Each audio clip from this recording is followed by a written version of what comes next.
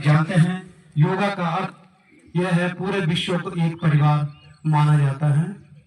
International yoga day की theme जो आज 2025 में है, वन अर्थ वन हेल्थ। तो आप ये सब जानते हैं वन अर्थ और वन हेल्थ जो इस बार की जो थीम है, इसका हमारे जीवन में कितना महत्व है।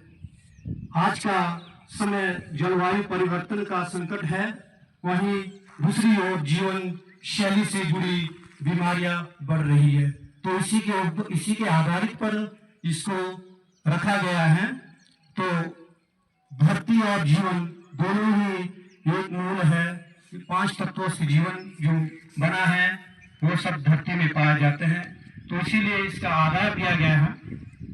तो एक अच्छे जीवन के लिए ऋषि मुनि ने योग को जीवन का आधार बताया है और यह शरीर और मानसिक स्थिति के लिए फायदेमंद है। इसके महत्व को देखते हुए हर साल 11 जून को अंतर्राष्ट्रीय योगा दिवस का आयोजन किया जाता है। आज हम यह अंतर्राष्ट्रीय योगा दिवस मनाने के लिए एकत्रित हुए हैं। यह एक ऐसा दिन है जो उस प्राचीन प्रथा को समर्पित है जिसने दुनिया भर के लाखों लोगों के बीच सद्भाव और कल्याण लाने के लिए सीमाओं को पार कर लिया है। यह एक ऐसा दिन है जब योग को अपनाने के लिए सभी एक साथ आए हैं। योग प्राचीन भारत का उत्पन्न केवल एक शारीरिक व्यायाम नहीं है, बल्कि एक संपूर्ण अभ्यास है। इसकी मदद से हम मन और आत्मा को शांत की ओर ले जा सकते हैं। योगा अंतर्राष्ट्रीय आंतरिक शक्ति और व्यक्तिगत विकास का मार्ग प्रदान करता है। भारत में ऋषि मुनि भी खुद को फिट रखने के लिए योगा का सहारा लेते थे। इस शुभ दिन पर आइए हम इस बात पर चिंतन करें कि योगा का दुनिया भर के व्यक्ति और समुदाय पर कितना गहरा प्रभाव पड़ता है। योगा संस्कृति और धार्मिक सीमाओं से परे है।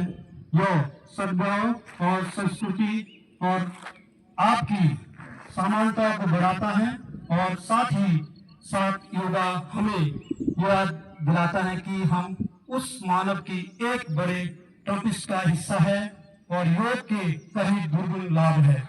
नियमित अभ्यास से शारीरिक शक्ति, लचीलापन और संतुलन में सुधार होता है। साथ ही संग्रह स्वास्थ्य को भी बढ़ावा देता है। योग मानसिक स्वस्थता को बढ़ाता है और तनाव को कम करता है और जीवन की चुनौतियों के बीच आंतरिक शक्ति की भावना पैदा करता है। योग धैर्य और आत्मा और जागरूकता और करुणा को प्रोत्साहित करता है और सकारात्मक दृष्टिकोण को बढ़ावा देता है और दूसरों के साथ हमारे संबंधों को कोशिश तथा योग दिवस 11वें संस्करण के मौके पर आइए हम वैश्विक शांति और सद्भाव को बढ़ावा देने में योग की भूमिका को भी स्वीकार करें। आप सभी से आग्रह करता हूं कि आज ही नहीं बल्कि हर दिन योग को अपने जीवन में शामिल करें। हर दिन योग करके आप खुद को फिट रखने के साथ साथ भी स्वस्थ भी रख सके। और जैसे कि आप जानते हैं योग 21 जून को क्यों मनाया जाता है, इसके पीछे भी एक लॉजिक है।